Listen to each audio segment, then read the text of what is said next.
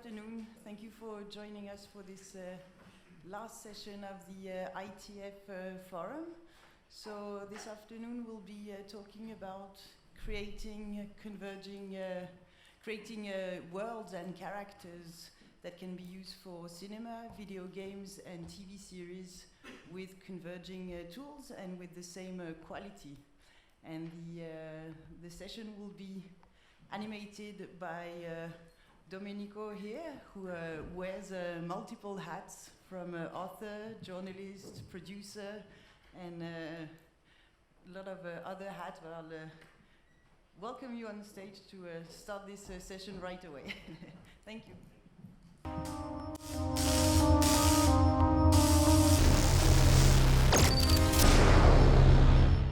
Hi everyone, thank you for coming, thank you for the introduction. I'm Domenico and I will be moderating this session and also having a talk.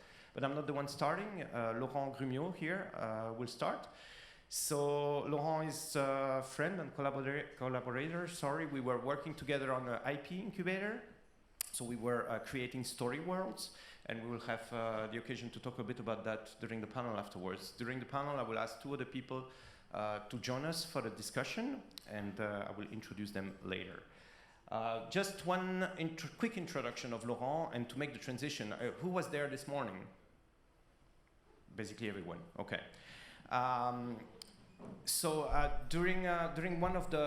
After one of the talks, it was asked by, I don't remember who, I think it was you, sir, you were asking if all the modeling of this great setting that was creating for the film, for the Wandering Earth, it was about 50 kilometers of setting, creating in CG. Would it be reused? Once it's created in 3D real time for a film, can you use it for a VR experience? Can you use it for a video game? And that's a real concern, because it's also an opportunity. The tools are the same. And yet those amazing creations most of the time are lost after the film is released and they are not reused. So Laurent will have a talk about this topic now. So the floor is yours. Thank you. So hi. All right.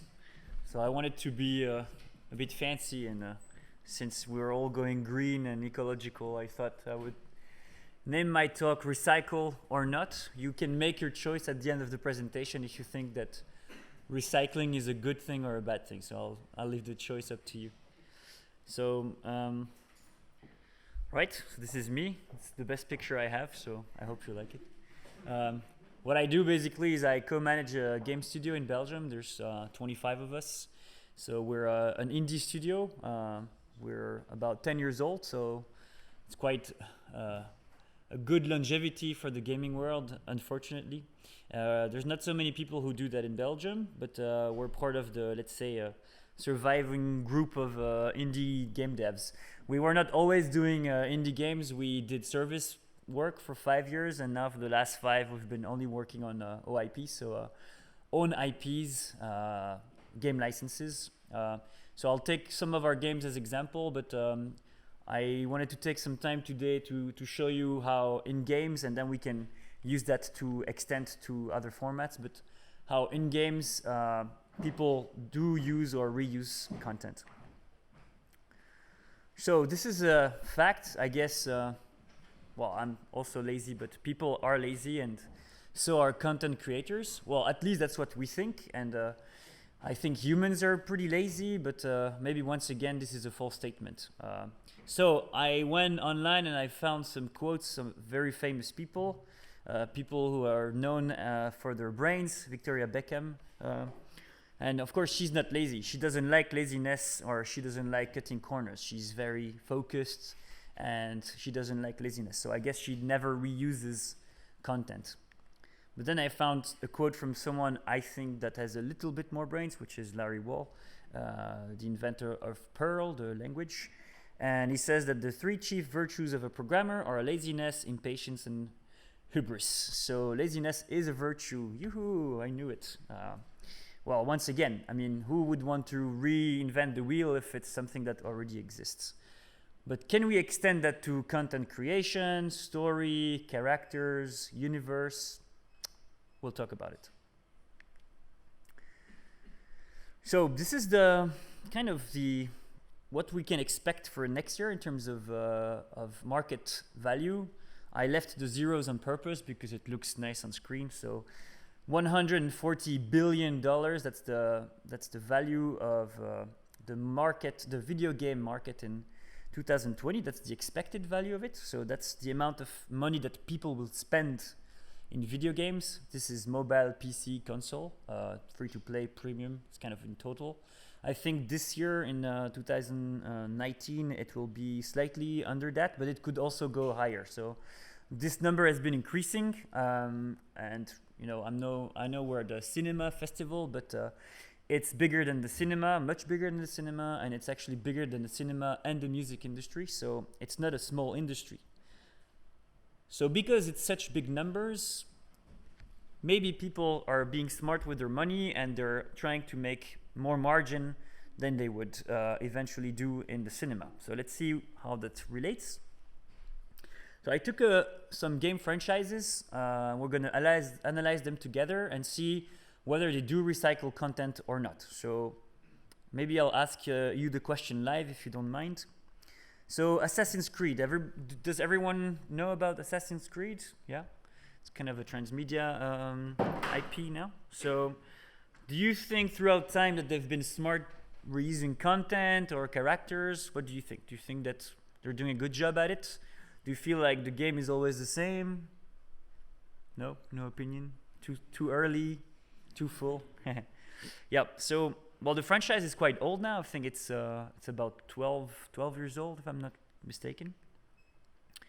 And basically, Assassin's Creed is a kind of a nice example because the game mechanics are what is at the core of the game. So basically, when you play an Assassin's Creed game, usually between the first one and the second one and the third one, the DNA of the game is really based on how you evolve in the game, what the kind of actions you can do, the kind of engine they use in terms of what should I do, first a mission, then I should go check out what's up in the city. So it's kind of what we call an engine or a redundancy cycle, a game loop.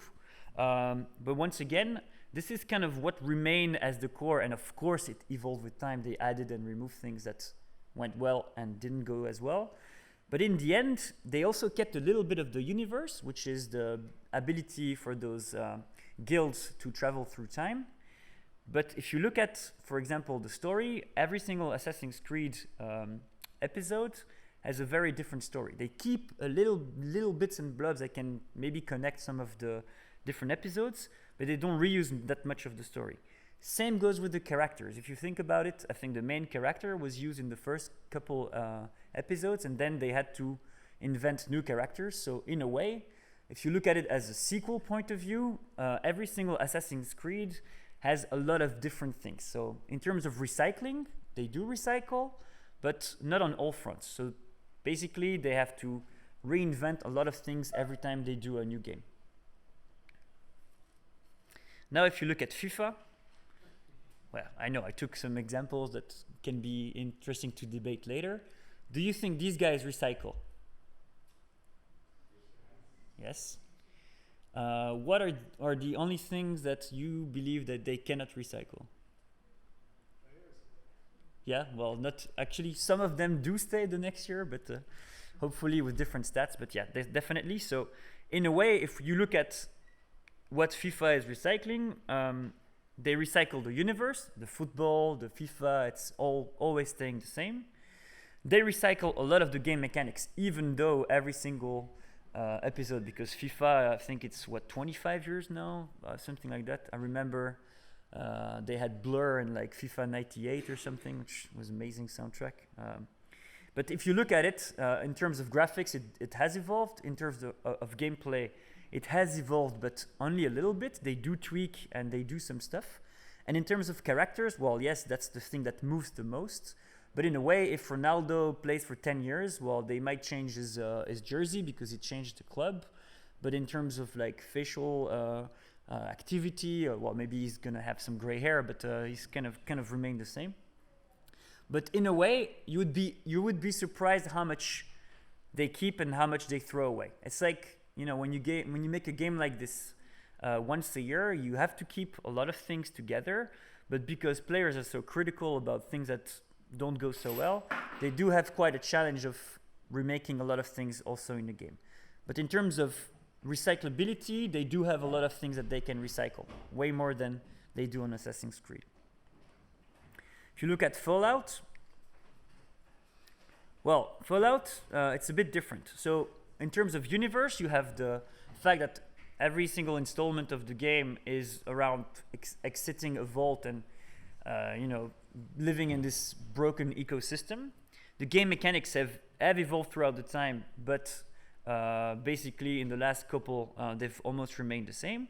But if you look at it, they kind of throw away all their story because it's always based on a new character. It's always based on a new plot, and there's a lot of things that they have to reinvent. So in terms of story world, Fallout has a very core universe, but every time they have to reinvent the wheel in terms of story.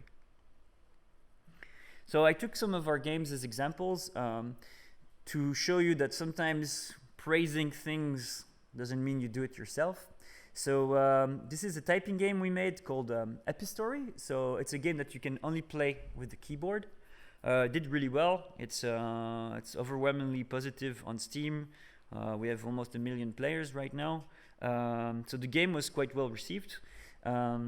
So Epistory, it was called Epistory Typing Chronicles. So why did we call this Typing Chronicles? It's because we made a brand out of the Typing Chronicles type, or we made a franchise out of it. And this franchise is composed of only 2 pillars. One is 100% keyboard controlled, and the other one is that typing has to be mixed with a different genre. So when we have those 2 pillars, basically we can make any game in the Typing Chronicles franchise we want, as long as they do belong to those 2 pillars. So the DNA of the franchise. So what did we do? Kind of stupid. We made Nanotale Typing Chronicles, which is not Epistory Typing Chronicles. So what did we do? Well, we only kept the game mechanics. We only partially kept one of the characters that was transformed to do something else. We dumped the universe and we dumped the story. So I'm basically doing the exact opposite that I should be doing. I'm not going to make any conclusions right now, but then we're coming up with a new Typing Chronicles game, which is unannounced. That's why it's blurred, because it's not been announced yet and I don't want to spoil you. But basically, we did even worse. We kept only the game mechanics, at least the core game mechanics. So the stuff that was going well in Epistory. Of course, we're adding a lot of stuff on movement and cameras and all that stuff. But we dumped the characters, we dumped the universe, and we dumped the story. So the exact opposite of what we should be doing. So maybe not that smart. So what drives people like me or studios to do that choice? Well, first, it's the franchise DNA. So basically, as long as you answer to those pillars, there's nothing stopping you from doing what you want with the sequel or the next game or the next movie that you're coming up with. People will recognize those pillars, and it will be enough for them to know that it's part of the franchise.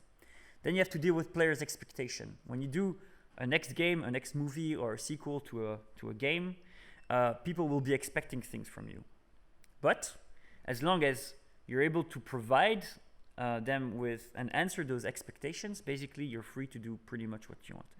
And then you can face the market reality. If you come up with something that does not belong and doesn't make sense in the market, even though it follows the franchise DNA, it might not be a big success. So it's part of the decisive process that you have to put in place when you think about recycling. Well, basically, as long as it's better and you respect your DNA, you're free to do what you want, even with Mario, apparently. Well, this is not a real game, but you see, you can also recognize that this is Mario. But also, if you have lots of marketing budget, basically, you can forget about everything I said. You can make any game you want, even though if the 12th one you make is exactly the same one as the first. If you don't recognize this game, it's amazing. It's called Call of Duty. It's the champion of recycling. I think they got the gold medal of climate fighting in terms of recycling. No judgment here, of course. So I wanted to keep this short because I want to have some debate on this, but the message I wanted to convey today is that it's okay to recycle your content, it's okay to recycle your characters, it's okay to recycle bits of your story and your universe. But to do that, you need to make sure that one, you do it because you know that it's what the players want and it's what your team wants to do. And also, you do it in a way that doesn't impact the quality of the game and doesn't impact the quality of the content that you're coming up with. So, I don't know what you think, and I think we'll have some time to discuss it. We'll show you some ways to recycle more, but this is my talk. Thanks for your attention, and we'll go back to Domenico. Thank you.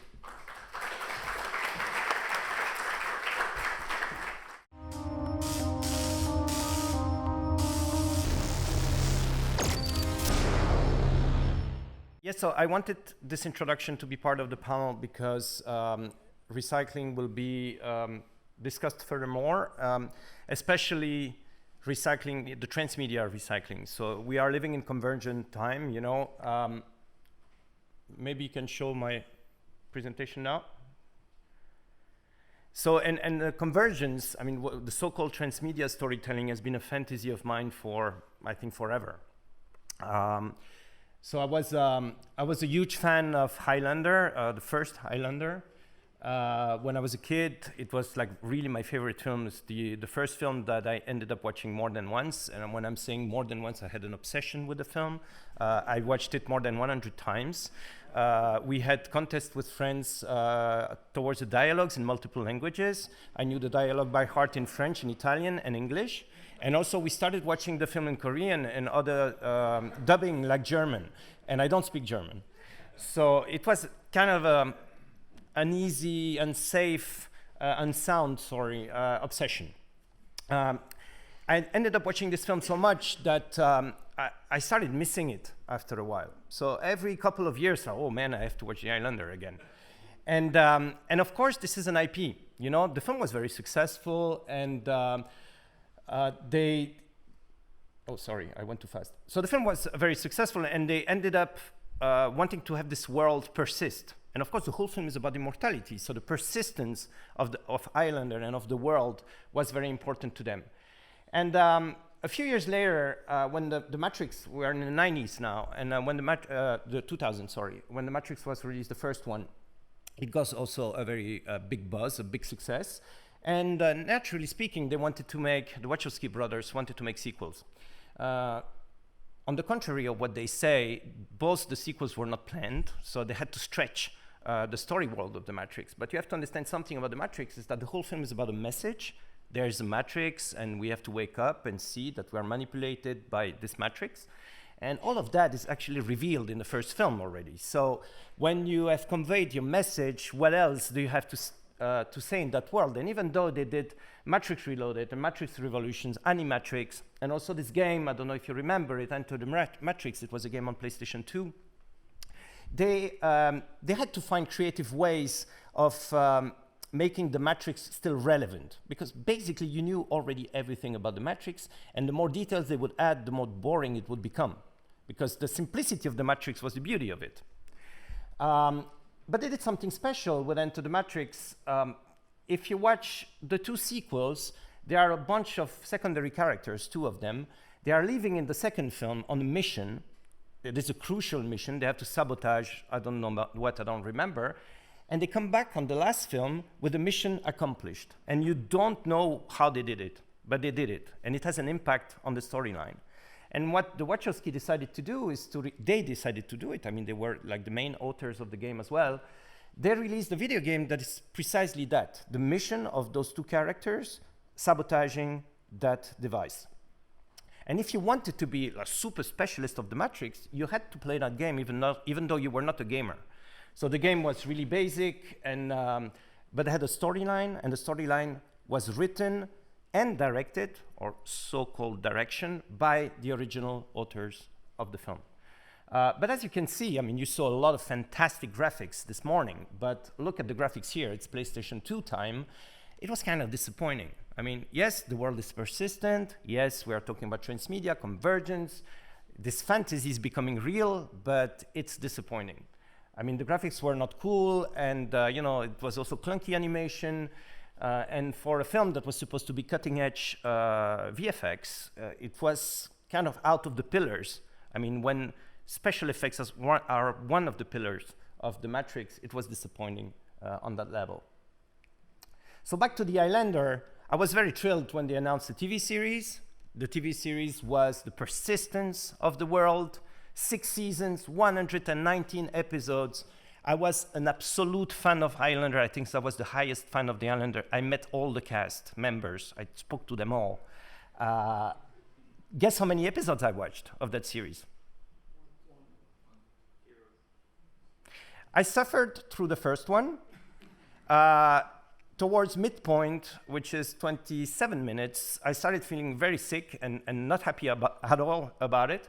And then I started to have like very extremism ideas, like how can I cut the head of this guy in real life? Why is he having those hairs? What is he, what now, Mexican? What is this? Where are the islands? And no, things were not going great. I just watched half of the first episode. And it was not a nice experience. Of course, they made sequels. There was Highlander 2, terrible film, cheap as well. And in the end, they said, no, let's merge it. Let's take Adrian Paul character, he's the cousin of Connor MacLeod, the cousin. And let's have Christian Flambert back, and let's make Highlander Endgame. And I went to this suffering again and again. Because, of course, he was older, they broke the storyline, the mythology completely, because, you know, there can be only one, and now there are two. And, you know, it's never quite really well explained. And I guess after 119 episodes, they don't manage to explain that very well either. And, you know, there's only one Highlander. And I know it because when you look at it, it's like crossing sabers with his eyes. You know, it's very particular casting choice. But, and also not to correct that on a poster. You know, with the technology we have today, we saw how you can correct faces, parallax, everything. They kept that. And I can tell you, it was for me, I think at my age, I must have been 10 at the time, this imperfection was something really new for me in a heroic character. You know, we were used to Sylvester Stallone, to Arnold Schwarzenegger, perfect bodies, and then this kind of imperfection was something that I was missing in the end, because Adrian Paul was the perfect stereotype of the hero. So then I started to be obsessed by that. It's been like 30 years now. I'm really obsessed about persistent worlds. Like, what would it be if the Goonies were still there today? I mean, still existing in that world, that specific world of the Goonies. You know, take Sean Astin, he's here, you know, there in the middle. When you look at something like Stranger Things, that is an homage to all those kind of films, I would like Sean Astin to be, you know, no, Robocop will talk later, I would like him to be on that bike and not on the couch of Winona Ryder getting fat. Because this is the kind of homage that they make to the Goonies. They want the same actor to be there. Of course it's the same actor, but it's the same actor, it's not the same character. And things are just dysfunctional in that respect. So if we had the world of the Goonies with the characters still there, like crystallized, like you can do it today with the technology that we have, maybe you could still toy around with them, create new adventures, have those characters. I'm not talking about them aging. I'm talking about them staying in their immortal state. Like when you watch Highlander, the first Highlander, you know, Christian Flambert is Christian Flambert. He's always the same. He's not aging in the process of the film. The same with Robocop. I mean, it was also one of my favorite films, not the remake, but the original film by Paul Verhoeven. When they remade that film, they lost everything. They lost the universe, they lost the specific touch of Detroit, of Delta City. That was actually a reimagined version of Detroit. They lost the political climate of the time. I mean, you have to see those films are documentaries. You know, they talk about the Reagan era, they talk about the political crisis of the time, what were the concerns of the people. When you update those films, when you do those remakes, you lose everything. So there's no persistence anymore. And the same frustration that I felt watching this first episode of Highlander, and I met the director of that episode, by the way. It was not a pleasant time either.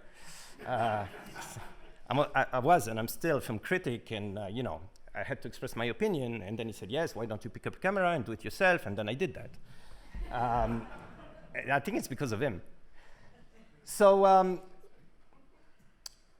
persistence always works when you stay within the same medium. I mean, it works better. You know, take Buffy. Buffy has evolved. It was a TV film, then become this successful TV series. Then the TV series became like such a debacle.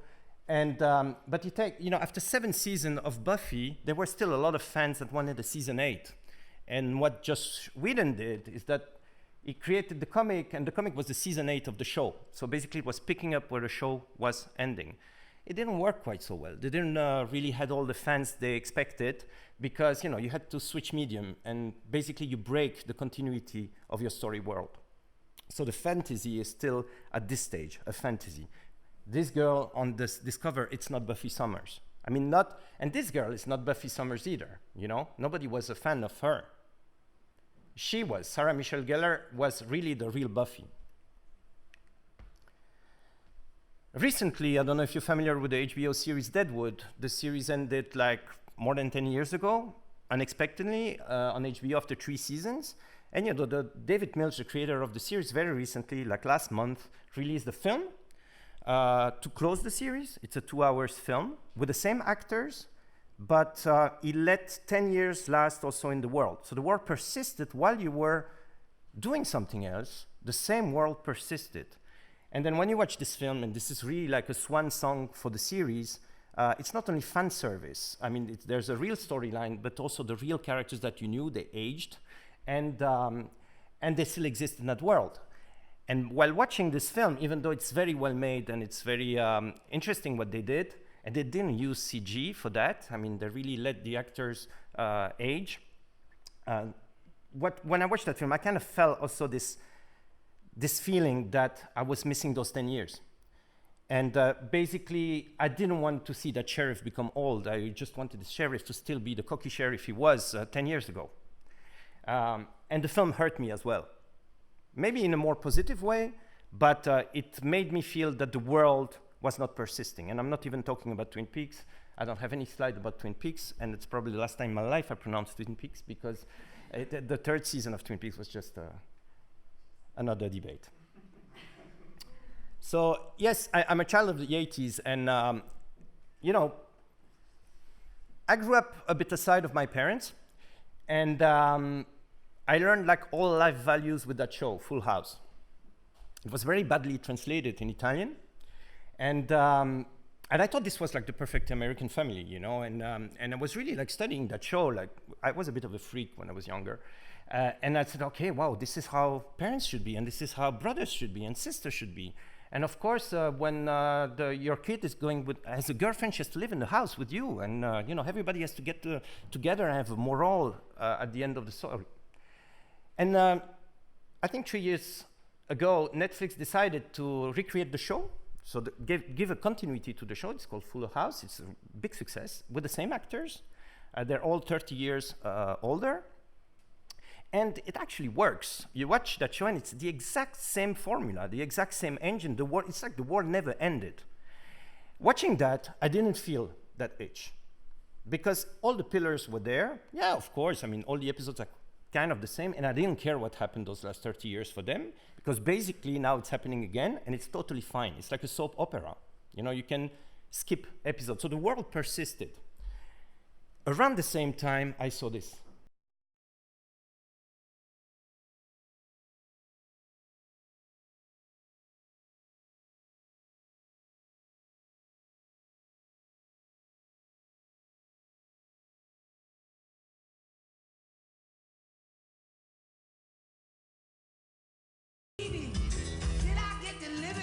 Somebody tell me, please.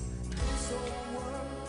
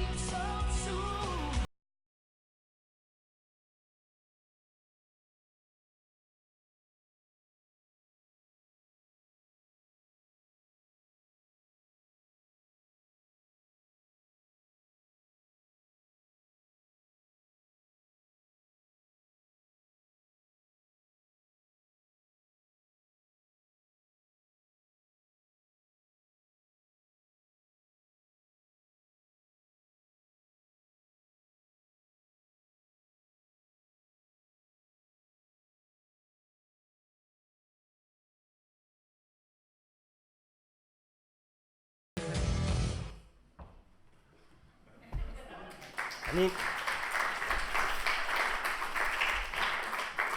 this is amazing. I mean, it takes a lot of time to do this. And it's all done using GTA engine, you know? Like there's a mod, and you have the director mode, and then you put the characters, you start filming, and you become a character with a persistent world. That is the world of Grand Theft Auto 5. So the game was released in 2013. It's the fifth installment of the franchise. And what is amazing with this is that even today, the game is selling a lot. GTA Online is generating a lot of money, a lot. And this is actually the entertainment product that did the biggest box office success, thanks to this online mode. So the world is persisting. And we're talking about a world that was created in 2013 that has been updated. You know, there's the PlayStation Pro now, the graphics have been enhanced, they released the patch. And the more you play that game, the more it looks good. They have new special lightnings, new characters all the time, a lot of downloaded content, and a lot of cash generated. And you can do a lot in that world. So the notion of persistent, if you like this city, if you like those characters, you can live in that city for much longer now. We're talking about already 6 years.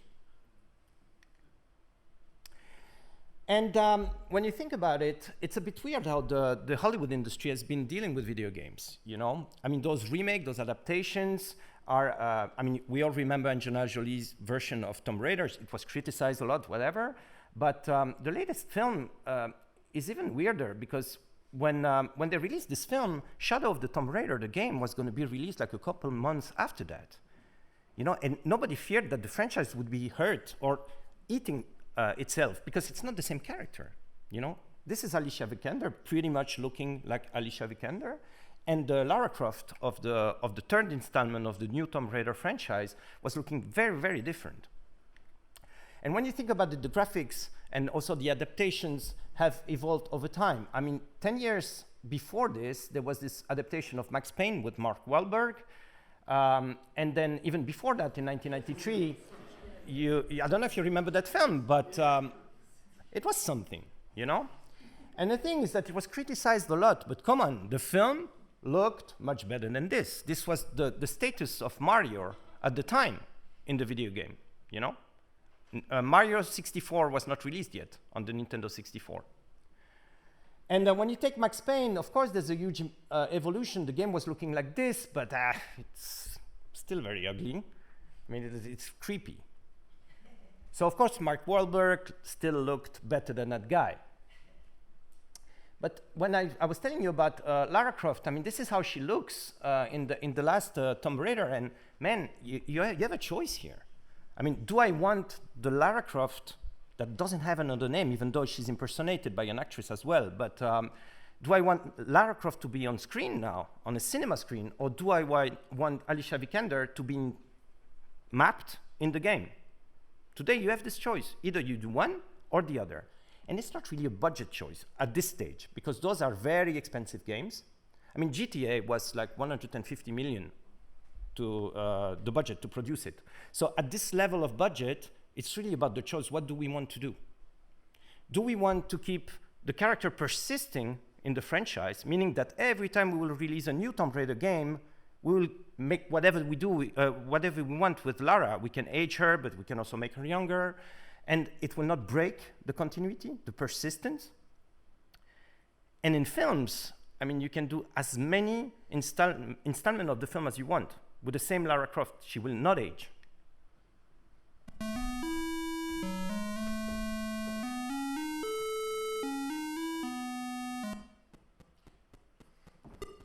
Okay, so it's 1982 and I'm 5 years old, and it's the first time I play a computer game. It was the Atari, so a console. I was a huge fan of Indiana Jones already at the time, actually not in 82, but probably around 84. My memory is not that good of those times, and I was also obsessed with this game. The thing with the game is that it doesn't give you any instructions. So it gives you this character that is Indiana Jones, and only rely on the fact that you love the character, you love Indiana Jones, and you want to have a new Indiana Jones adventure. This is the adaptation of Raider of the Lost Ark, but if you have watched the film even 10 times like I did at the time, not helping, okay? The only thing is that you know that those are snakes, because Indy doesn't like snakes. So every time you see those things, oh, whoa, that's a snake. But this is Indiana Jones, you know? 1982. Did they have a choice at the time to say, whoa, what do we choose here for the film? You know, do we take this guy or we don't know. But the evolution of computer graphics, it was mentioned before, has evolved a lot. So this is Nathan Drake from the Uncharted series. It's like the homage to the Indiana Jones. It's like the male version of Lara Croft. You know, usually we do the opposite. It was already the opposite because Lara Croft was the female version of Indiana Jones, but whatever, let's not go there. This character now is super realistic, and it's also a franchise that is quite old, and it went better and better, but this is Harrison Ford today. And he still wants to make Indiana Jones movies, you know? He wants this world to persist. The creators, they are missing the world. They are missing the money that goes with that world as well. The fans are missing Indiana Jones' world, and we're talking about a character that never evolves. We're talking a character that is a stereotype just like James Bond. You know, at the beginning of the film, at the end of the film, it's the same character. He has no transformation arc. Those are the best characters to freeze in time, to create in CG, and to let them live forever.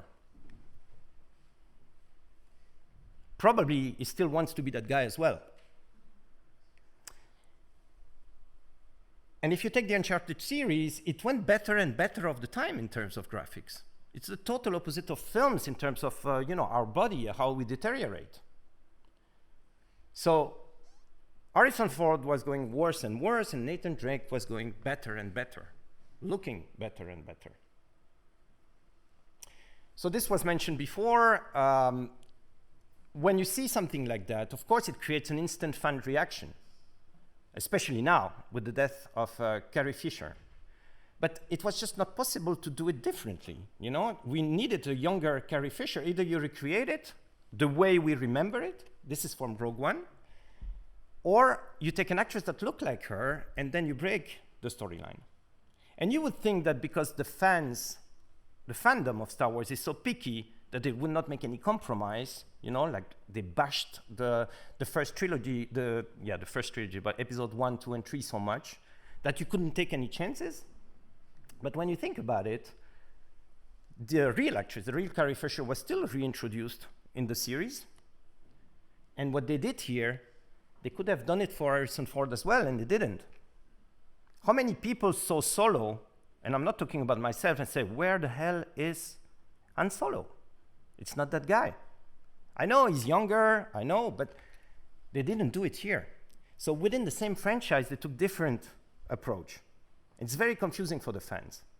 This persistence, once you give the impression that it's there, you cannot take it back. It creates a glitch. And Solo didn't perform so well. And it's not just because of Ron Howard. It still performed very well. And take Alicia Vikander. I mean, it's not that the actress didn't want to be in a video game, you know? This is her in a new project now by Goodbye Kansas called Troll. Has everybody seen this? Nobody has seen this? So I'll show you like a few seconds of the trailer.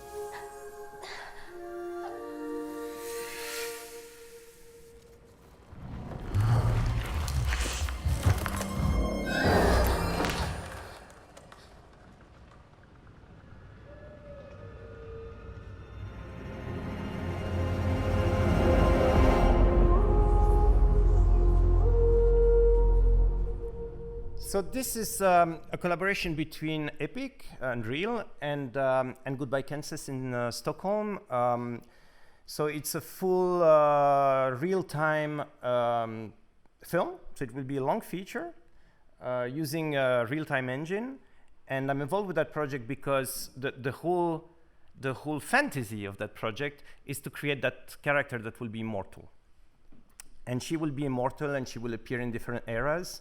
And the idea is that she will live forever in a world that will be persistent, in a world where you can shoot TV series, reusing the assets that were shot for the film and creating some more. In a world where when you create a character, it's there forever. And in a world that you can explore your own way using a director mode or in a world where you can play. So create video games, narrative video games, and also VR experiences, all using the same assets. So this is convergent time. It's still a fantasy at this stage, but we are working towards it. Tomorrow. This probably you saw. And tomorrow. And tomorrow.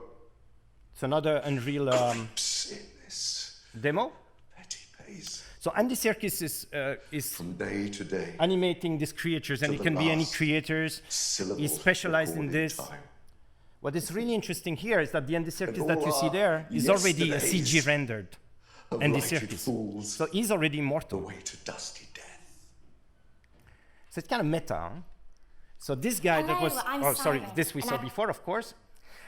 So it's kind of meta because, you know, Andy Serkis that really got out is an amazing actor, trained as an actor, but he got famous just by playing CG characters or characters with wigs or apes and anything you can imagine. So thanks to the Lord of the Rings, of course. And now this character is becoming like the CG character that will be there forever and that can be reused and reused and reused forever. So Andy was talking about Siren before, but it also means when we are, we were seeing that ILM is doing this as well, when you will have real rendering in real time of actor playing with projections on a set, you will end up playing in the digital world. I mean, a world that is already, and this can be streamed, soon it will be streamed. We will have theater plays, theater acts, with this error possible. You remember what I told you about Christian Flambert and the crossing eyes. You will have those errors, those things that today technicians are struggling to recreate. We saw what happened with the Hulk. They had to recreate those glitches, those little things that makes us human, okay? And it will all happen in a live space, in a digital space, meaning that it will happen here on the stage. You will see the live version. It will be streamed to millions, and it's the same world. And soon, you will also be part of it because the technology, those helmets, those devices that allow this body scan will be soon, not soon, but soon enough, available to consumers as well, or certain type of consumers. This is another demo for Unreal. Maybe you've seen this. There's no character in this one. So now we're talking about environment.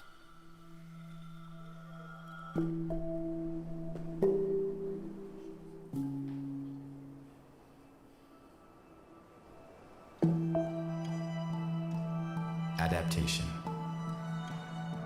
The ability to learn from past experience. The use of knowledge to alter their environment. These virtues defined our creators and drove them to the brink of destruction.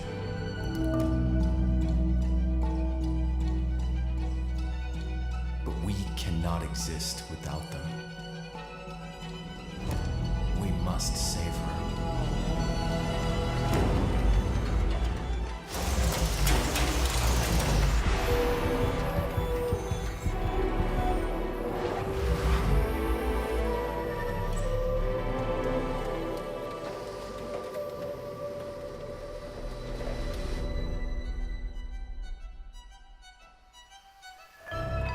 What of our creators exists within us? Humanity has always had the potential to recognize its flaws and choose a better way. Can we save humanity?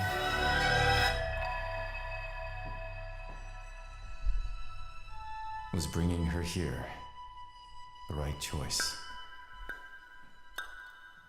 I will not do the test here because we don't have so much time. But when you remove the sound of this video, it's totally different. There's no storytelling anymore. The images are not telling a story at all. It was just a demo made by tech people, okay, just to show functionalities of Unreal.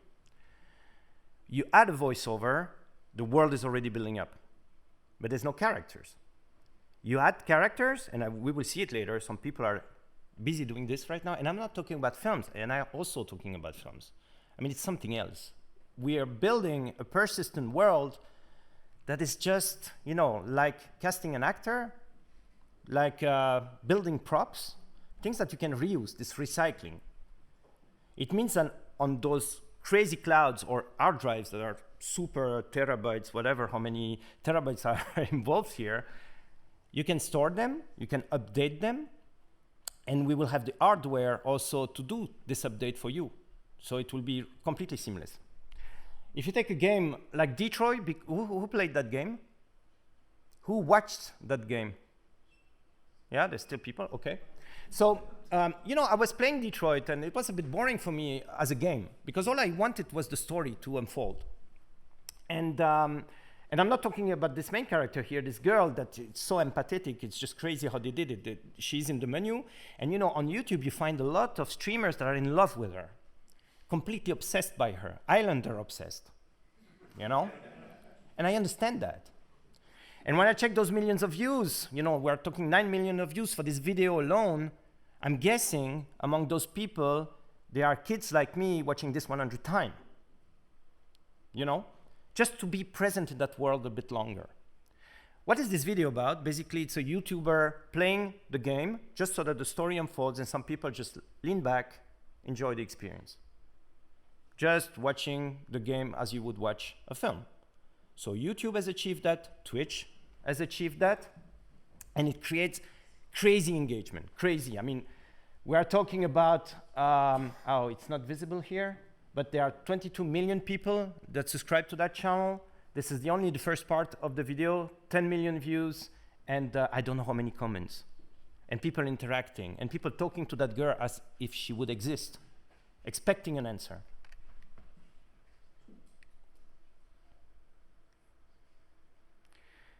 So, what is Detroit doing? It's mimicking storytelling as we know it from films and series. If you take an episode of Black Mirror, it was mentioned many times, Black Mirror is here today, but if you take Bandersnatch, so this is the branching episode of Black Mirror, what is it really? Is it a game? Is it a series? Is it choose your own adventure? Not a novel, of course, but we don't know. Those are hybrids. And when you think about a game like Telltale The Walking Dead, it was already structured, and it's still structured in seasons with characters. And those characters, they're also present in the comic now. Not now. Spoiler, The Walking Dead ended last week. No more comics. No more. After 13 years, it's a bit, yeah, okay. I'm getting over that. But those characters, you can meet them in games still. I mean, Telltale was doing this game a bit separately from the main narrative of the Robert Kirkman comic and the series, of course. I'm not mentioning the series; it's like Twin Peaks material for me. But what happened is that at some point, one of the characters, Michonne, she disappears from the comic for a while, and the fans, they started missing her. But you know, naturally, in the letters, they were saying, "Where is Michonne? What's happening to Michonne? We don't see Michonne anymore." And Kirkman was answering those letters, saying, "You want to know what's happening to Michonne? Go to the App Store and download this game. It's called The Walking Dead Michonne." The game was released, and it was telling the story of Michonne, like The Matrix did, what is happening with Michonne, but this time with the graphics of Telltale and the engine of Telltale games. So this is how they branched the universe. This is how they give you the impression that this is all happening in the same world. Again, weird, because you know, Michonne is a black and white character in the comic, drawn a certain way, and all of a sudden she was in cell shading, in colors. It was not really the same character, but it was as close as you could get from the comic character, because it was also drawn. It's not like the Michonne of the TV series. So I mentioned Twitch before, huge success. Who would have known? Who would have known that you would enjoy watching other people playing so much? Well, think about it. You watch soccer games, you watch Formula Ones, I mean, these are people playing or competing. It's exactly the same thing. We are not reinventing the wheel. This thing could have been anticipated a long time ago. I don't have it here, but it's a very old advertisement for the Nintendo, the first one, the NES. And this is how they were advertising the console. You have two kids playing. Well, they are playing Mario Bros. And you cannot play two players at that game, but it was just people at the advertisement agency that messed it up. And the console is not plugged, and the cartridge is outside of the console, but I'm still, maybe I'll show you this later while people are talking, but it's amazing. But around them, there's the whole family, the parents, and they are fascinating to see the screen and the kids playing. This was the fantasy of video game from the beginning. This is what Nintendo tried to sell people. Of course, it didn't happen like that for a while, and then after a maturation period, nature kicked in, and this is what is happening now. So just numbers, Twitch is just insane in terms of numbers, but one is interesting here. So on the millions and millions of views, 14% are dedicated to Fortnite. This is 2008 numbers. It's even probably a bit more now. So if you're not familiar with Fortnite, another epic success. It was called Battle Royale in the beginning. Think about it. You're here at the NIFFF. Battle Royale was years ago in the selection of the NIFFF. When I heard Battle Royale for the first time, I thought about that. And the thing is that they probably thought about that as well, because this is the mechanic of the game. You have to kill everyone and be the last one standing. The genre is so different. Of course, it's not the Battle Royale world persisting in Fortnite. Not at all. This is also why they changed the name Battle Royale, because at some point people are saying, oh, Battle Royale is this violent thing. And no, you have to make it more cartoonesque. And we want kids from 6+ playing that game. So they had to adjust it, but the world is still persisting. For me, the reference is Battle Royale. For my kid, my daughter, she's 12, the reference is the Younger Games. When she plays Fortnite, she projects a lot of the Younger Games inside it, minus the drama. But think about the Younger Games. So it ended. My daughter, she has kind of inherited my obsession, so she watched the Younger Game a lot, but she also read the novels like 3 or 4 times each. When the last novel ended, I was very happy to buy that novel for her. And when she finished reading it, she started crying, and she was crying a lot. And for 2 days, she couldn't stop crying because the world had ended, and she couldn't meet those characters. And the author is ending the novel, spoiler or whatever, but with the main character having kids. And she never got to see how this woman was, this hero was as a mother, and she never got to see the kids, and she was missing them so much. And then she turned to the films, and she started feeling that vibe again until the films ended as well. And very recently, 2 or 3 weeks ago, it was announced that a prequel of the Hunger Games was going to be written, not probably released as a film as well. And I told my daughter, of course, I remember how sad she was. It was only a few years ago. And I said, look, I mean, good news. 12 years old, new tears. It's not the same. Of course, it's not the same. They will take an actress, and it's not her, and it was not the same world. The prequel aspect of things and the reality of having to change the actress was a disaster for her. So this was actually bad news. So numbers, Fortnite numbers, of course it generates a lot of money, okay? So persistent worlds, when they are done right, are generating a lot of money. And this money is important because it allows to sustain the world, to update it. All that is, the maintenance is costing a lot. Here we're talking in May 2018, 320 million for a month for a free-to-play game, so it's not that bad. Fortnite are going above and beyond. Marshmallow himself will be performing a live concert within Pleasant Park with his own arena. What is this? Fortnite, you've outdone yourself, man. Holy cow. Welcome Welcome everyone, we are just minutes away from the biggest concert ever held in the whole world, and it's happening right here within the world of Fortnite. Marshmello himself will be performing a live concert within Pleasant Park with his own arena. It'll be a special, unique, one-off concert that only you guys watching at home and me are going to experience. It's going to be fun. I can't lie, I'm a little worried. With millions upon millions of people jumping on Fortnite to listen to this concert, it is going to be crazy. There could be server issues. It's not going to be straightforward, but we're going to give this a go. Stick around to see if this works. I have no idea what's going to happen. I don't even know what's going to happen during the concert. You're going to experience it here with me. So many of you guys prepared for this concert, picking up the Marshmello skin using code ALIA. There's going to be shout outs throughout this video all the way till the end, so make sure you stick around to see if you've got a shout out. Everyone that's using code ALIA at the moment is also entering in for the chance to win the exclusive Eon skin, which will be announced at the end of next week, so make sure you subscribe. Boom, this is convergence. Okay, who cares about Marshmello? I didn't even know who the guy was. But one day my daughter is saying, okay, man, there's this concert and I have to get ready and blah, blah, blah. And I say, you're not going to any concert, you're 11. And she said, yeah, Marshmello. I mean, I'm going to the Marshmello concert in Fortnite and it's free.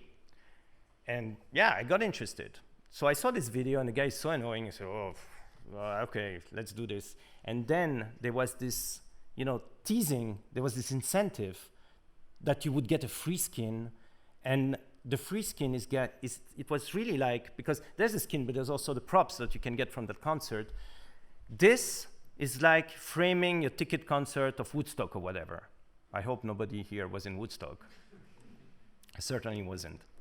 But this is the proof that you were there, And even though those props are not so effective in the game, they are not so good weapons, they are not people, they keep it and they flash them because they want to say, at this event, I was there. And it creates engagement, it creates communication, and the next time they will be in concert, they will talk to each other, let's go together. And Fortnite had this stupid thing about the dance, like the winning dances, taken from FIFA and from those games where sports people were doing those dances. They integrated that in the game, but it was a bit useless except teasing other people, taunting them. In this concert, as soon as you get in front of the stage, you cannot fight anymore. The only thing that you are allowed to do is dance. So a feature of the game becomes meaningful in the same universe, a persistent universe. And those people, they met and they started dancing. And I will not show you, but there were choreographies and everything. It's a bit insane. So again, the world is persisting. Something else is happening in the world. This time, though, it's with the collaboration of the original studio. They make partnership and they manage to do something that was not planned in the beginning. And they do it because the assets are the same. Esports, of course, the same idea, even closer to that idea of the old Nintendo commercial of the 80s. So people playing, other people watching, a lot of cash generated. And this, what is this? Where is that? This is Westeros. And it's Westeros in Minecraft. And there's a bunch of guys. It started with one guy and then a lot of other people joined and they started recreating Westeros, because why not? Because they knew that Game of Thrones was ending, they were fans, and they wanted Westeros to live. To be a place where you could just go and visit and stay in Westeros, to hang out. So the Westeros project is a huge success. It's a lot of time. I don't know how many thousands of hours of work to recreate exactly, and I'm talking about even more exactly than the series did, because you're familiar with that, but they were messing up with the geography a bit in the series because it was more convenient. They were the first guy complaining. They were documenting everything. And they create inside the building, inside the caves, everything is there, and they just did it brick by brick, like Legos, And they are so critic. If someone comes and messes it up, another one comes and says, oh, you cannot do that because look, I have the proof and this and that, it's like Wikipedia. You cannot create bullshit on Wikipedia anymore, I did that 15 years ago. Fake profiles, fake historical figures. I messed up with Wikipedia so much. Today, it's impossible. You post something on Wikipedia, 7 seconds later, someone comes, tells you it's bullshit, and tells you cannot come back again for 7 days. So I stopped doing that, of course. It was not even fun anymore. So this is another one of my obsession. It's in 1992. I was playing that game on an Amiga, Commodore Amiga. It was called Black Crypt. I was obsessed with the world of Black Crypt. It was a dungeon crawler, very simple graphics at the time, of course. The storytelling I thought was amazing. And very recently I found this YouTube video that is a walkthrough. And I was very surprised that the walkthrough was lasting only 47 minutes. I spent probably a couple of 100 hours in that game, exploring every corner, fighting every creator with every character possible, combining all the props, looting everything. I mean, I knew those dungeons and their mazes by heart. I was drawing maps, I was doing everything. And in the end, it's only 47 minutes of gameplay. Now imagine what you can do with 50 kilometers of created world, entirely mapped in real time, how many hours you can spend in that. And those are fascinating numbers. And you know, when I watch this, even now, I remember it. I know where he has to go. I know what will happen when you click there. And it was in 1992. I wish this IP would have persisted, upgraded, finding new graphics, new stories told in the mythology of Black Crypt, but it was not a big IP. So they abandoned it.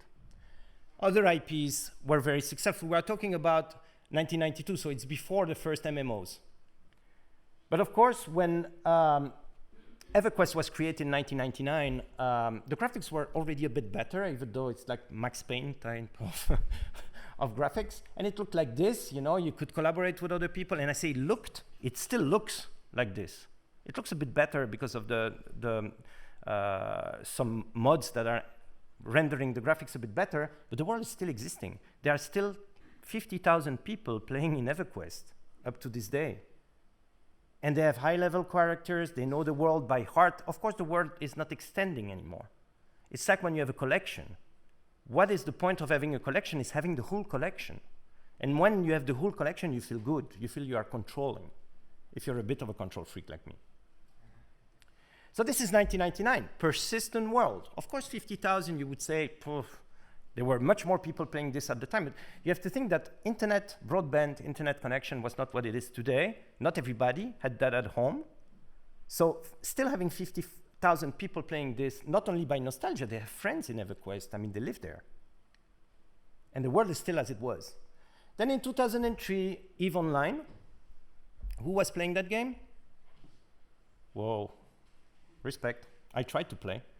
The level was too high for me. I mean, I couldn't last a chance in that game. The galaxy was already controlled by people probably like you. You know, I really felt that this was not my world because I was stepping in something where I could not survive. But it's still existing. EVE Online is still there. Players are still playing it. We're talking now about a game that is more than 15 years old. And 15 years old is the lifespan of Highlander IP. Between the first Highlander and the last,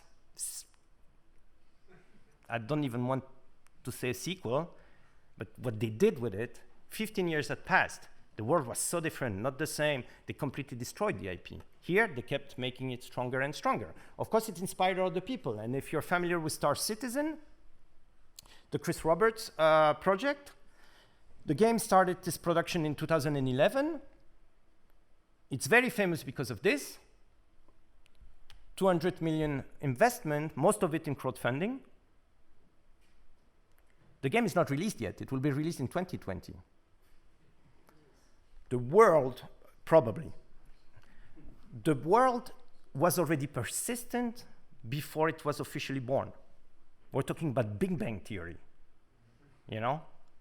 When the game will be announced in 2020, released, like the Earth, people will already have played the Big Bang of that game, since the Big Bang of that game. Because it's open development logic, players are actually already playing the game, it's clunky, there are a lot of bugs and things that are not working, and they signal it, and they collaborate all together. It looks like Utopia, okay? It looks like this fantasy that I was telling you about before. People pay to buy a spaceship, and they want a limited edition, so that when the game is released, they say, you see, I have the first generation of this Falcon, and blah, blah, blah, and I'm there since the beginning, and I already have a house with so many people inside it, blah, blah. I don't know how it works, but people, they want to have a proof that they were witnessing the genesis of that game, and they are already a citizen of that world. Not like when I arrived on EVE Online, and I was already, excluded. Of course, the game has a huge cast, and what they did, they chose famous actors, and they just rendered them like this. Andy is also involved with that game, so he will probably talk a little bit about that later. So they did stuff like this. But they also did this, and this is what I was telling you a bit before when I said that this is becoming slowly a consumer technology. So you're playing an avatar in that game, and when you frown and when you bitch in front of your screen, the avatar is doing the same thing. So when you have, just because of the camera of your Mac or your computer, the webcam. So it means that interaction between players is getting more and more sophisticated. Of course, it's still not the level that we saw in Siren or things like that. But think about PlayStation 1. And think about the announcement of PlayStation 5 now. And in between, there's probably like 15 years. I hope you will all still be alive in 15 years, but we are going to experience amazing times in terms of convergence and in terms of persistent world. And probably Star Citizen world will still be existing then, upgraded. So I show you quickly this.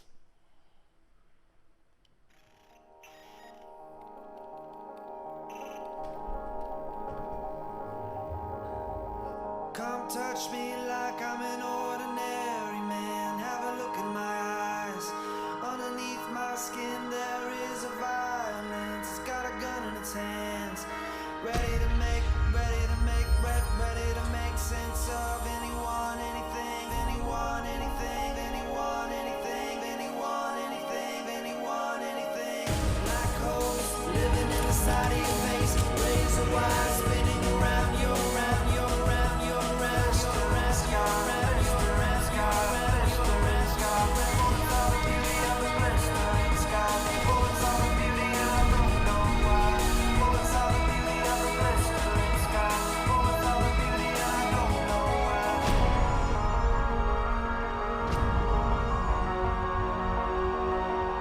Personal responsibility. Personal responsibility. Makes everyone in medic expect to get 34-year-old male. 14 people are dead, 4 others suffered serious injuries. Police have a suspect.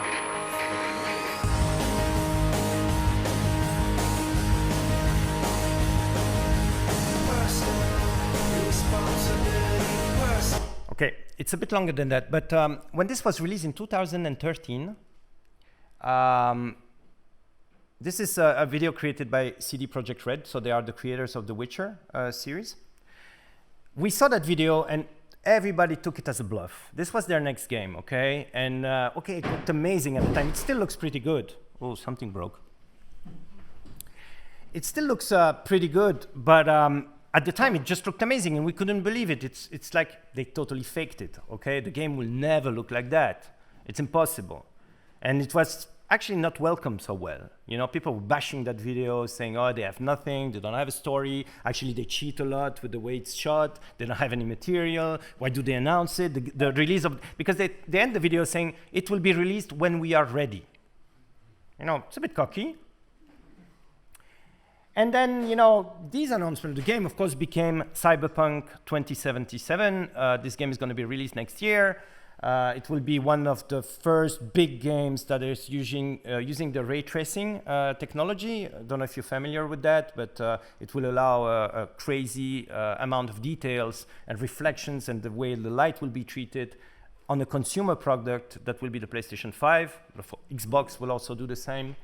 And when they announce it, when Sony announced the PlayStation, look, these are the features. I mean, 8K graphics, 12K, 18K, whatever, you know. Nobody's impressed by 8K graphics anymore. I mean, it's just case.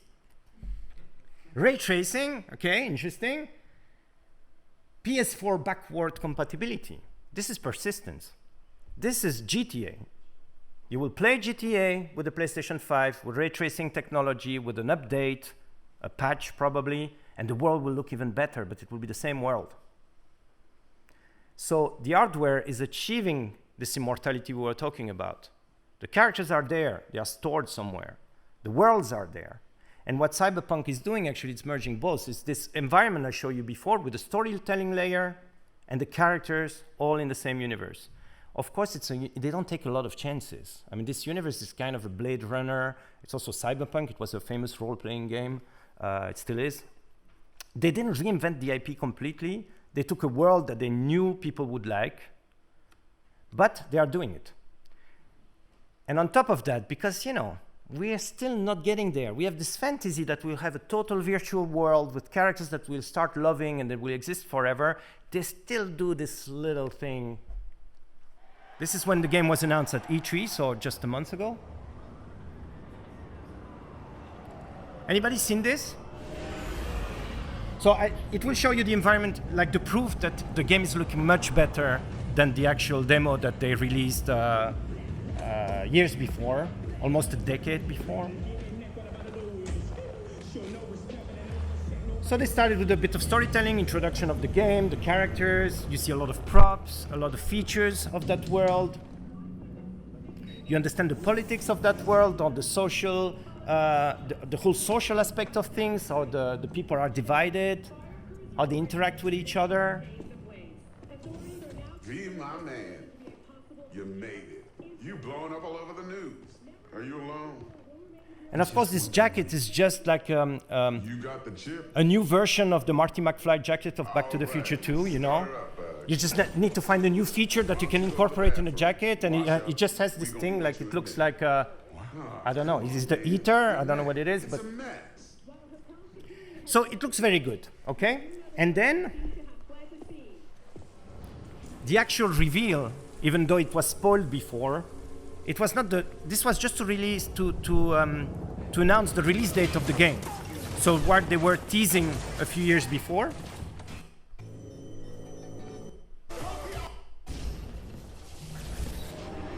And this is the real reveal. Wake the up, samurai. We have a city to burn.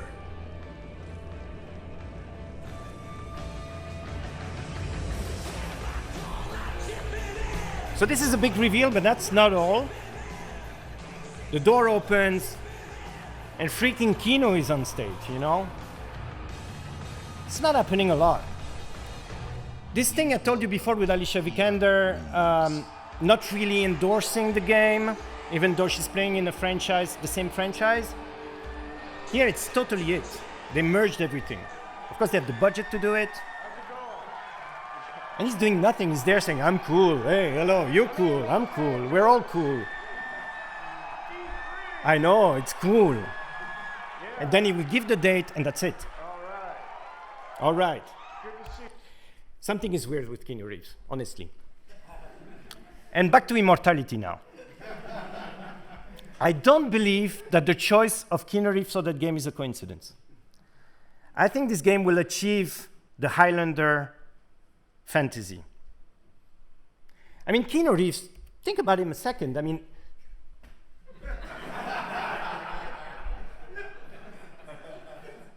what those guys have been doing with Siren, I think someone did that with this guy a long time ago. This is how he looks in 2017. This is how he looks in 2077. Okay? So I guess this is a real question. We all want, not everyone, but some people to live forever. The convergence, the persistent universe, this is the promise they have to offer. And a lot of guys, those you saw this morning, but also a lot of others, are working hard to make this happen. Of course, it has to come up with technicians, storytellers, and it's amazing how Avengers Endgame managed that, you know, to converge everything. The story, the graphics, the persistence of the universe. Soon we will get there. So we will move to the debate now. So I will, oh yeah, that's the end of my presentation. Thank you.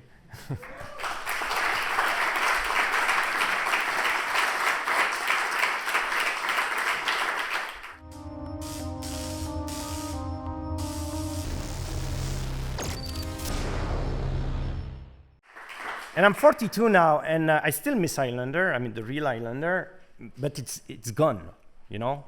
So we really need to save what we have now. I mean, when my kid is a fan of the Hunger Games, and I want this universe to persist, because when she will be 42, I want her to be able to see what's happening with that world again.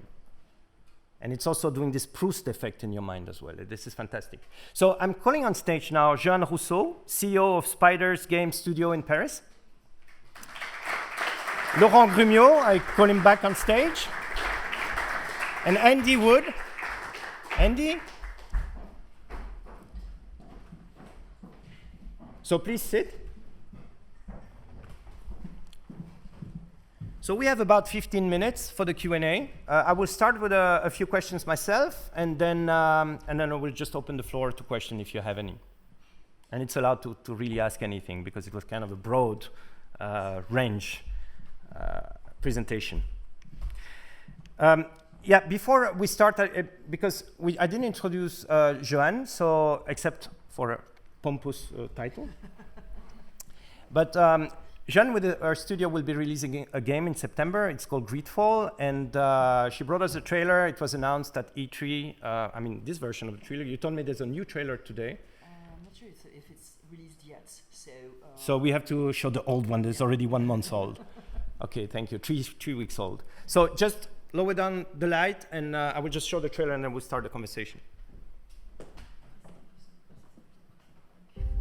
One thing brings me to you.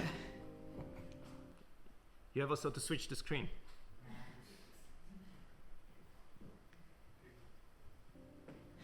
They say the island is full of miracles, and we might find a cure. Lively there, lads and lasses! I promised the merchants and their prince we'd be off before the tide. I'm de Sardet, the prince's nephew. If all is in order, we will soon be embarking on your boat. It brings me comfort to know my son is left on a mission to heal his people.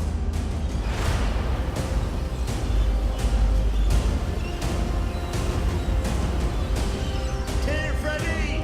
Ahoy! What a charming welcoming committee. The new governor's cousin.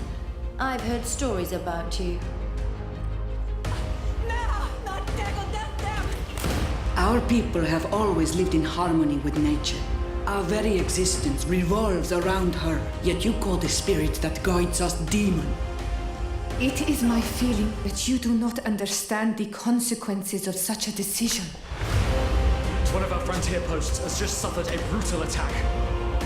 We didn't want this fight. Tell me then, what is your intended purpose? Do you renounce your gods? The spirits of your lands must be quite horrendous to cast down such evils upon the peoples that live there. Take your time to think about the consequences.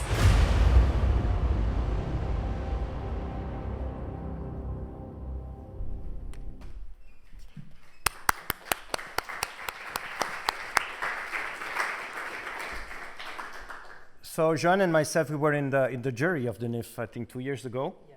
Yes, and you were talking a lot about that game at the time, but it was still very abstract to me, and now it's really happening.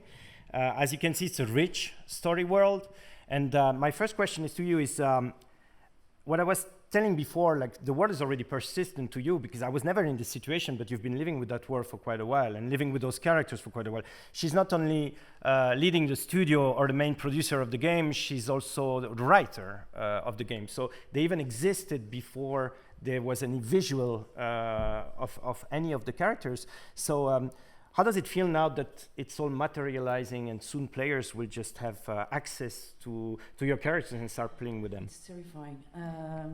Well, to be honest, at the beginning, when you're just writing and you begin to work with concept artists and you begin to see some pictures of characters or places, and some 3D artists are beginning to create these characters in 3D and make them move with animation.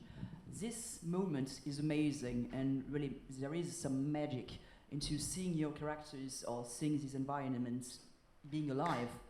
But at the end of the development, after 3 years, it's very tiring. I mean, you know that. And of course, well, the moment the game will be released is always very frightening because you don't know how people will react to the game. So, yeah, for now, I'm pretty terrified. But still, you were in control of the game. I mean, the whole universe. I mean, you were playing God with that world. I guess, or maybe you do, but I guess you don't have the frustration. Me, for example, as a writer, every time I write anything, when I see the result on screen, of course, sometimes it's much better, but sometimes it's much worse. And there are so many middlemen between your imagination and what is coming on screen in the end that it can become very frustrating. And I feel somehow I had less frustration with games. Every time I was involved with the writing process of a game, it was just more flexible the way you could make those things happen in the end. I mean, do you have that kind of frustration? And is the frustration technical mostly, or do you have any kind of frustration I'm not aware of? There is of course a lot of things that we could not do as we would have loved to because we have a small studio and not that much money. Just to give you an idea compared to Cyberpunk, it was terrible to show that before. I mean, you're the worst friend ever. We obviously have not the same budget to develop the game. This Grateful is a 5 million game, so it's very small games compared to Cyberpunk, or even he told you a little about the budget of some other games like Assassin's Creed or so on. And we have to be reusing a lot of things. We have to be clever to be able to build that world and make it, you know, fun. And I hope the game will be fun, of course, but. So there is some frustration coming from these limitations, of course, but I never did some movies, so I can't tell you the difference between both. But you don't feel any frustration about the result? In terms of story and in terms of world building and in terms of, I mean, this world is existing now the way you imagined it in the first place. What is cool with developing video games is if I want to add more things, if I want to add more stories into that world, I'll be able to do that later. And it's also possible because it's a 5 million title. Yeah, and it's in fact, when you're developing games, it never ends. So even if you release a game, you can still go back to it later. So you will probably have to change things, to redo some characters because graphic will look too old, something. But you can still go back to these worlds and add some more things. So once it's set, well, yeah, you were right saying that it's living forever. So. Thank you. And Andy, I mean, you've been involved with games and you've been involved with films and also experimental stuff. So I guess this question of convergence has been in your mind for quite a while now. How can you use a process from one field and apply it to another field and totally merge the technicalities of things with storytelling and having so many more possibilities? Is there anything in my presentation that made you think, no, this is still a fantasy, or for you is that fantasy? Because obviously you're much more advanced than myself because you have the technical aspect of things in mind. Is it still fantasy to you, or is it becoming real? That's a good question. How can I answer it in a short period of time? I was thinking a lot about convergence and persistence, and my mind wandered to kind of the creation of websites, where websites were like the Wild West to start with. But now there's a methodology, you just kind of know to click on the logo and you get the menu and so. So I think that thinking, that logic prevails and things will converge. So then I got to think about the engines like the CryEngine and Unreal and how they become bodies of knowledge for everybody to use. Some of the big companies like Sony, they have their own engines, but a lot of people... Small companies as well. I mean, Jehanne is working with her own engine. Yeah. Oh, good for you. Good for you. We have our own engine. But there might be a temptation one day, if you want to do bigger worlds, to focus your efforts on what happens within. I don't know. It would make no sense for now, because we have developed around the engine a lot of tools that we for us are necessary to be able to create all these worlds and characters and so on. And recycle. I mean, it's also, we're also talking about recycling here. So yeah, because as we're a small team with not that much money, to be able to do, because it's a big game, even if it's, you can't see that much watching the trailer, but it's a huge universe. And to do that with such a small team, we need a lot of tools to help us in the process. And even to create a story, there is a lot of multi-branching choices. You talked about Bandersnatch. For me, it's a joke. I mean, it's binary choices every 10 minutes. I mean, it makes no sense. I didn't say it was good. I just said that somehow this became it's popular. interesting. I mean, the process is interesting, but in the end, it's not. We are doing the same thing in RPGs, in video games RPGs, since decades. So it's funny to discover that now the TV shows are taking interest into that, but it's so old for us. And it's got game mechanics in TV shows mechanic in games. And it's all merging. This is what I'm saying about convergence. I mean, maybe the fantasy we had about convergence is not about reading a comic that has a cliffhanger and you find a solution in a series and then you have to go to a website, then you flash a QR code and go to Austria to find a loot box somewhere. This was like the whole fantasy of the transmedia storytelling. But the reality of things, it's more like this. Like what is working on a platform is being reused on another platform. And free-to-play is an example in terms of business model. Today you have free-to-play models in comic books, for example. So you read for free and then at some point you pay for extra content and page by page, and it's happening in digital comics as well. Laurent, so you were mostly talking about recycling, but I know that all those thematics, we discussed them together many times when we were working together. What is the status for you in terms, is it still a fantasy or is it becoming real, and are you excited about that? About convergence, you mean? About the possibility for your own IPs to be, I don't know, reused, and you can live with those IPs forever. Well, no, it's definitely a reality. I agree with Jehanne. Basically, with digital formats now, you can patch things, you can come back and fix issues, you can add content, which is pretty hard to do in movies. I mean, it's not like you're gonna come out with the same movie and just change the ending. It could happen, but I don't see how it would do that.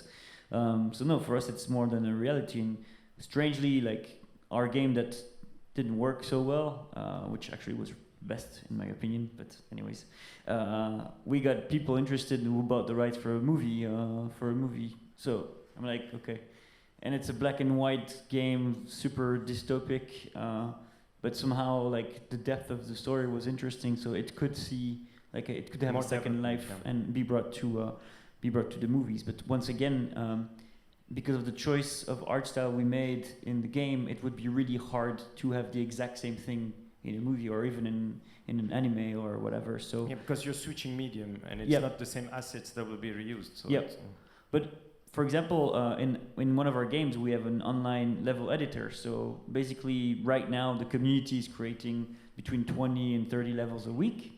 So this is just like keeping the game alive, and it's completely out of our control. But it's like a pixel editor, so you can pretty much place blocks where you want.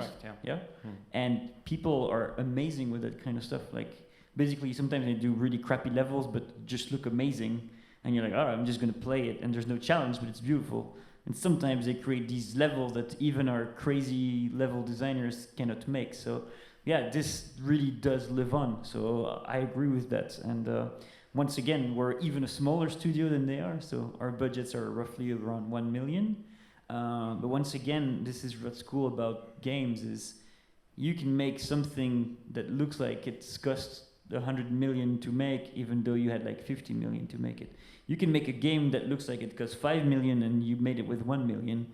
And usually production value, yeah, so the production value of smaller teams are usually much bigger. You told me you had like a lot of hours in your game. I mean, this is the kind of hours you find in a game that will cost 100 million. So in a way, I think people are into indie games now because we have to make hands meet with low budgets, and this is where creativity comes into play. So I promise that we'll open the floor to question, and I have to do it. As you noticed, I like to talk a lot. So now it's your turn. Is there any question? Yes. It's quite a big question. Maybe like philosophical, but we are mostly speaking about a persistent universe. for video games, TV series, films. Even now, films and series are sometimes the frontier is quite merged blurry together. Yeah, blurred. You can see the Avengers universe. Well, okay, it's filmed, but it's a series of films. It's not films. But my question is, why do you think people just fear the ending of this universe? You know, because you can find something really great by an ending, a real ending, a message, an ending, like as you said, The Matrix. The Matrix, for example, the Walking Dead. It's finished, and there is a reason to that. So, okay, persistence is really great. So we can do a lot of things with it. But why do we fear so much these endings? Well, I can only speak for myself, and then I will ask the others. But and I know Andy was also saying about this character is there. She's immortal. She's there to stay, and you don't have to pay her. It's also important, but actually you do because it costs a lot of money, and you have to upgrade a lot and maintain a lot. It's like a real salary for the character. But for me, I'm terrified about dying. I'm terrified about aging, and I'm very sensitive to nostalgia. And nostalgia is only happening when something has ended. You know, if something is persisting, there's no nostalgia. Because you can always go back to your comfort place and your comfort zone, and it's the same with everything in life. Your home, you know, we could live in a system where, you know, every week you would have a new home, leave all the furniture, and then go to another home, and then we'll just, you know, discover always something new because discovery is cool. But it's not the way we live. We have a home, and this is our comfort place, and we go back to our home, and I think it's human nature.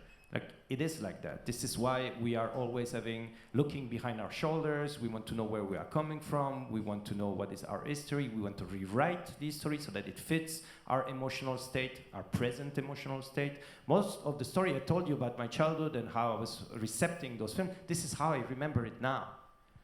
Maybe at the times it was very different, but it ended. And somehow I just want to go back there. And I feel, and I'm a huge gamer myself, I'm also a huge consumer of media, any kind. I feel that every time I dive into a story world, somehow I go back to a place that has not ended yet. And I don't have this fear, I don't have this negative feeling. I don't know about you guys. Well, things begin and end and start again, don't they? I mean, just what to your point on Call of Duty, they have 3 different teams working on that game, and they all have different assets. We do the faces for all of them, but there's no commonality of assets. And it seems to work for them, but the Venn diagram doesn't overlap in the way I thought it would do. But take Game of Thrones, okay? I missed out on that, so we watched all of it in about 8 weeks, and it finished for us 2 weeks ago. And then, now what do? It's over.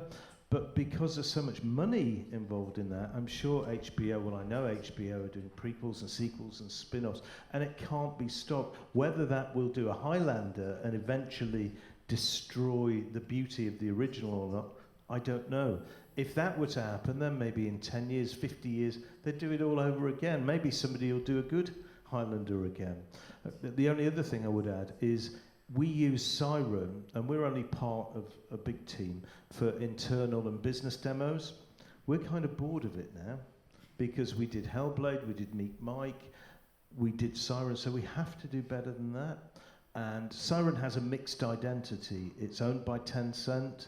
It lives in the Unreal Engine. The scans were done at 3 Lateral. The performance driving was done by us. We as a company need our own mascot that isn't shared with somebody else. So we kind of have to let go of Siren a little bit more. Maybe one day somebody will have seen the tech demos, or somebody at Tencent will think, oh, we'll make a TV series out of that or a film at the moment. But we actually want Siren not to be persistent. To kill your darling. On my side, I think that when I consume a story, I somehow become a part of it, and especially in games, because it's such an active role that you're playing. Like, I hate finishing games, and I really don't finish a lot of games, but I have this exact nostalgia feeling is for somehow, because it's so immersive, and for me even a movie is super immersive, but it's, you relate to the characters, and they're made to be like that. They're made to, you relate to at least one of them, and once you become part of the story and it ends, it's like you're losing a part of yourself. And that's why I think that it's hard to see things end, because you see a part of yourself kind of vanish as well. So I agree, it's sad. Jehanne? It is reading book, for example. A lot of time when I'm ending a book, I feel sad in some ways. It's a kind of grieving, because these characters, and probably the author also, has become part of my my day-to-day reading, and by saying them goodbye, it's really grieving something. And I think it's the same. Well, of course, while playing video games or watching movies, or friends, or communities, and when I will mostly talk about Technomancer. So it's the game I did before. I spent 2 years creating characters and living with them, and they were speaking in my head the whole day. And when the game was released, I felt they were still around somehow, and I had to begin my work on Gridfall, and I need them to leave, because I didn't want them to go back in that game. It's a completely different universe. It's a sci-fi stuff, and I had really to chase them away, and it was very strange and difficult. Like sending kids away. It seems for creators, persistence is a problem. This is more probably a consumer fantasy than a creator fantasy. Another question? Yes? Oh, yeah.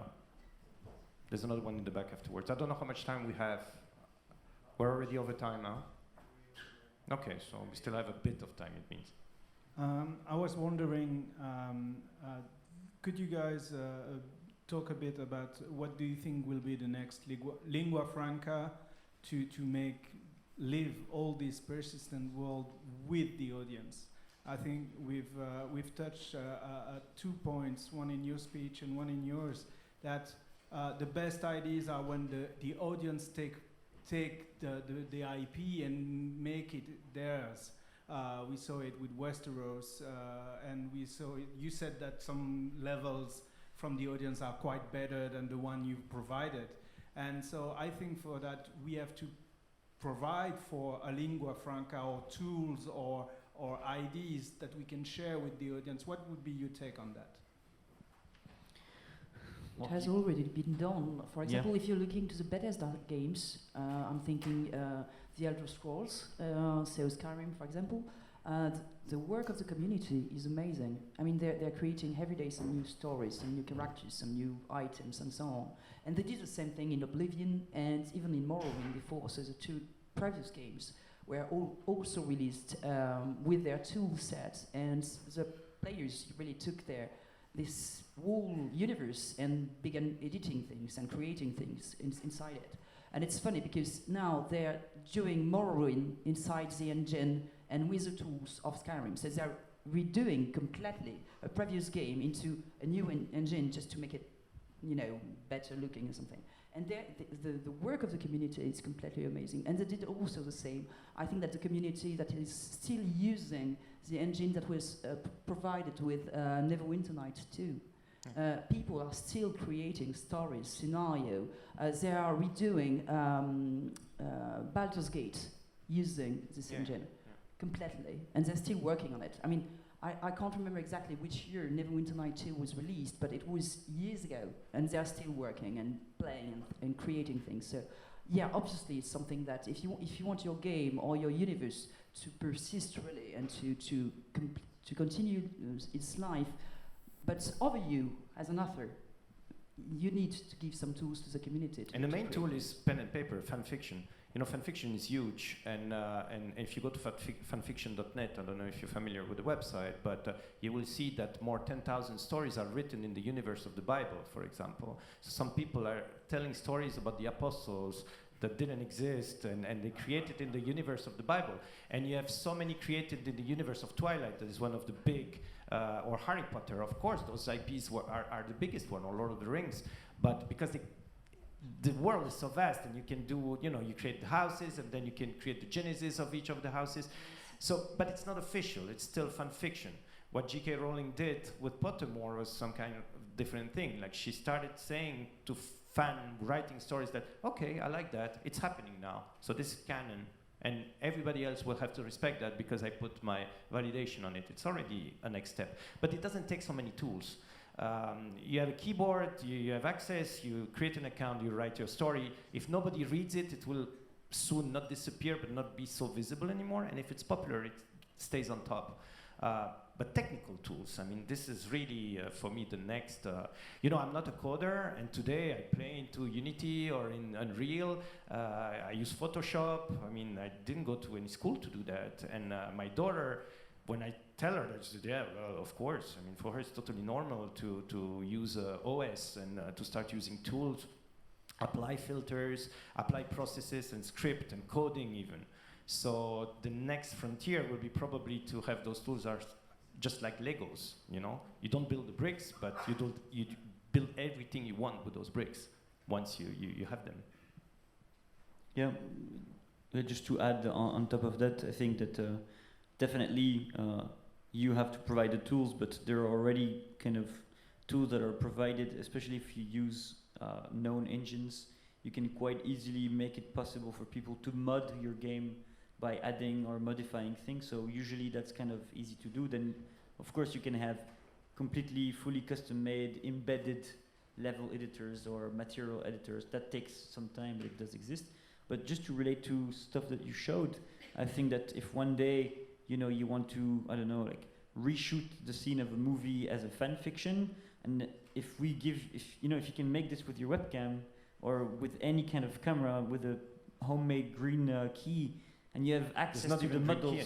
Yeah, you have access to the 3D models, and then you can maybe reshoot the scene you want with the virtual character, and you just want to make your own version. I don't think we're very far from doing that. But once again, this is more like how you give people the choice and the power to mess around with your world, but giving those tools create a lot of ambassadorship and creates this kind of like feeling that you belong to this story world. So we're not far from we're doing definitely in the video game. It's definitely happening in the video game world. In the paper world, it's happening, and I think it could happen in the cinema world if there were more tools being provided to people. And if you didn't plan it, I mean, if they love your universe, they will do it. The video I showed about Full House in GTA, I mean, this is it, you know. It's there and people are using it. Of course, it's for fun, but it's so much work too. I mean, there's a lot of respect in that thing as well. I don't think we have more time. Or one last question, of course. Yes. Hi. I would like to go back to the idea of breathing for a work of art, because when I was a kid, like most kids, I read Harry Potter. I loved it. I had to breathe when I finished it, and then I had to move on and read other things, like first His Dark Material, then I took a step to the side and read Foundation, and each time I had new ideas, new vision of the world. And I think if I had a new Harry Potter every year, a 9th, 10th, 11th, 12th, I wouldn't have the occasion to grow away from Harry Potter. And I fear that in the idea of having it would become a big perspective, perspective universe, people won't be able to grow. Yeah. And they will only have the same idea every time. And I wonder if we have kids now playing Fortnite, and in 20 years they are still playing Fortnite, what kind of people will they be? Because you can't tell the story of like Return to Oblivion in Fortnite, or other games were more experimental. So I wonder, is it healthy to have? Yeah. So my answer to that is that first, it's not valid for everything. I was giving examples of characters that don't have a transformation arc. For example, the Goonies was not a good example because the characters, they evolve. Most of the characters, they evolve in the story. They started in a certain place and they end in a different place. But take James Bond, you take Indiana Jones, you take those kind of archetype of heroes. I mean, they have adventures, but it's an engine and you can have as many adventures as you want. It's working like some TV series are working like that as well. So for these, of course, you can create as many adventures as if the pillars are respected, it's always a new enchantment. I mean, you will really find all the pillars and enjoy the experience. But, of course, if you want to have the same Harry Potter, the same guy, having endless adventures, this is not really where I'm going, because the whole journey of Harry Potter is a journey. I mean, it's he's starting as a little kid entering this school, and then when he goes out, he's a magician with a lot of powers, and he has an impact on the world. So it's not valid for everything, but there are still universes I feel that I would still love to revisit, and probably also teach my kids when it's the right time to go in there and to just discover and feel, experience what I have experienced at the time. Is it okay as an answer, or you want more? I was wondering also for the creators. Yes. Is it healthy for them? Because I was watching the documentary about God of War, and they told back make a new God of War, and he said, I can't make the same game before, because I'm not the same person. So is it healthy also on the creator side to work on the same IP over and over? We're talking about Call of Duty, and all the people who created this series, they left now because they couldn't take it anymore. Yeah. I don't know. To be honest, when I worked twice in the same world, we did Mars Warlocks and Technomancer in the same universe, but it's only using the same universe. And I think that we have two characters from Mars that are doing a cameo, very brief cameo during the game, but they are not at the center of the story. And we took completely different characters, we took completely even different places that were in fact existing during the first game, but that were not reachable during the player's journey. So he had already heard about this place, but he was not able to go there. And it was interesting because I could study or create or build new things in the same world, but by expanding it, not by just reusing exactly the same stuff and exactly the same character and same story. So it's different. I never had the occasion to develop only one character and to work on the same character on different games, so I couldn't really answer on your... I'm sorry, I have to wrap it up, because we are already over time. So thank you for attending this. And you know, as a huge fan of Highlander that I was, 30 years later, I went many times back to that world and I still didn't beheaded anyone, so there's hope. Thank you for those people that are here on stage. Give them a big round of applause. Thank you for the festival, for inviting us, and enjoy the festival.